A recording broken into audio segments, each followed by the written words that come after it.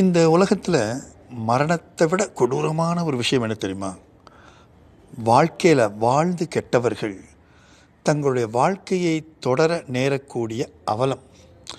அதாவது ஆகாயத்தின் உச்சிக்கு சென்றவர்கள் அதல பாதாளத்தில் விழக்கூடிய ஒரு அவலம். அதை விட கொடூரமான விஷயம் உலகத்தில் எதுவுமே கிடையாது. பிறக்கும்போதே கஷ்டத்தோட வறுமையோட ஏழ்மையோட பிறந்துட்டான்னாக்கா அது கடைசியில் பெருசாக தெரியாது. ஆனால் வாழ்க்கையில் ஒரு உயரத்துக்கு போய் அந்த உயரத்தில் தொடர்ந்து நிலச்சி நிற்க முடியாமல் கீழே விழுந்துடுறாங்க தெரியுமா? அவங்க வாழக்கூடிய வாழ்க்கை இருக்குது பாருங்கள், அதை விட கொடூரமான விஷயம் உலகத்தில் எதுவுமே கிடையாது. கவிஞர் வாலி அவர்கள் இதை தொடர்பான ஒரு 4 சம்பவங்களை தனது ஒரு நூலில் பகிர்ந்து கொள்கிறார். அதாவது அடக்கமாகும் வரை அடக்கமாக இரு, அடக்கமாகும் வரை அடக்கமாக இரு அப்படின்னு அவர் சொல்லக்கூடிய ஒரு 4 நினைவுகள் என்னன்னு பார்த்தீங்கன்னா, இந்த கடிதம் கொண்டு வரக்கூடிய பையனிடம் 20 30 கொடுத்து அனுப்பினால் நலமாக இருக்கும்.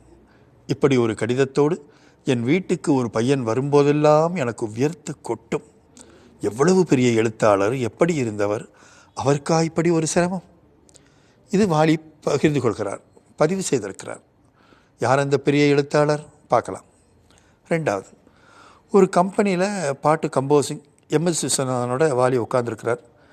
அந்த கம்பெனி மாடியிலேருந்து ஒருத்தர் இறங்கி வர்றார். ஹாய் வாலி அப்படி சிரிக்க கொண்டாந்து பேசுகிறார். பேசிட்டு சொல்கிறார், வாலி உன் டிரைவரை விட்டு ஒரு பேக்கெட் பர்க்லி சிகரெட் வாங்கிட்டு வர சொல்ல. என்னோடய பிராண்டு 555 தான், ஆனால் இப்போ அதெல்லாம் வாங்க வசதி இல்லை. எவ்வளவு பெரிய நடிகர், எம்ஜிஆர் சிவாஜி படங்களில் அவங்கள விட அதிகமாக சம்பளம் வாங்கின ஒரு நடிகர், மாடிக்கே கார் வர்ற மாதிரி பங்களா கட்டினவர், எங்கே போச்சு அந்த வாழ்வும் வளமும்? இது வாலியின் 2வது பதிவு. 3வது, என் வீட்டு வாசலில் ஒரு டாக்ஸி.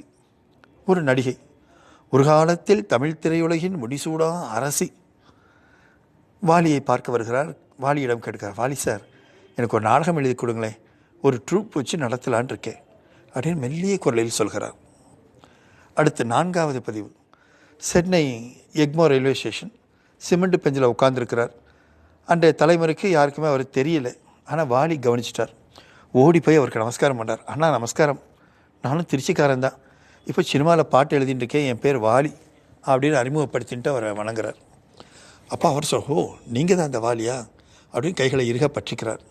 அவர் தொட மாட்டாரா, அவர் விரல் தன்மையில் படாதா அப்படின்னு தமிழர்கள் ஏங்கிக்கு இருந்த காலம் ஒன்று உண்டு. அவர் தொட்டதுனால மட்டும் இல்லை, எந்த ரயில் நிலையத்தில் அவர் ரயிலிருந்து இறங்க விடாமல் மக்கள் அலைமோதுனாங்களோ அதே ரயில்வே ஸ்டேஷனில் கவனிக்க ஆள் இல்லாமல் ஒரு சிமெண்ட் பெஞ்சில் தனியாக உட்கார்ந்துருக்கிறார். காலம் எப்படியெல்லாம் தன் ஆளுமையை காட்டுகிறது. எண்ணி பார்க்கிறேன் அந்த பழைய நினைவுகளை. கடிதம் அனுப்பி பணம் கேட்டவர் அன்றைய பிரபல எழுத்தாளர், கண்ணகி என்ற திரைப்படத்திற்கு உயிர் கொடுத்த உலக புகழ்பெற்ற உரையாடல்களை எழுதிய திரு இளங்கோவன். பர்க்லி சிகரெட் வாங்கிட்டு வா, எனக்கு 555 சிகரெட் வாங்க வசதி இல்லை அப்படின்னு வாலிக்கிட்ட கேட்டவர் மாடி வீட்டு ஏழையான திரு சந்திரபாபு. வாலியின் வீட்டுக்கு வந்து நாடகம் எழுதித்தர கேட்டவர் தங்க கொலுசை காலில் அணிந்து தரணியெல்லாம் வலம் வந்த நடிகர் திலகம் திருமதி சாவித்ரி.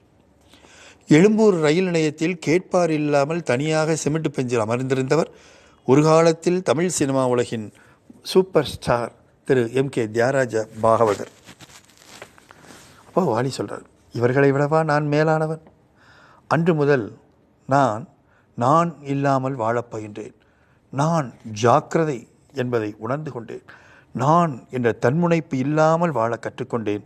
ஜாக்கிரதையாக வாழ கற்றுக்கொண்டேன். எதுவும் மரணம் வரைதான், இதுதான் மனித வாழ்க்கை. இருந்தாலும் வாழ்ந்து கெட்டவர்களுடைய துயரம் மரணத்தை விட கொடூரமானது. சமயங்களில் மரணம்தான் விடுதலையோ என்று ஏங்க வைத்து விடக்கூடிய அளவுக்கு கொடூரமானது. ஆகவே உயிரோடு இருக்கும் வரை பிறர் மனம் வருந்த நடக்காதீர்கள். முடிந்தவரை உதவி செய்யுங்கள். முதியவர்களிடம் கனிவு காட்டுங்கள். இன்று நாம் செய்வது நாளை நமக்கு கிடைக்கும். இதை மனதில் கொள்ளுங்கள். நான் ஜாக்கிரதை. வாழ்த்துக்கள். வாழ்க வளம். உயர்ந்த இடத்தில் இருக்கும்போது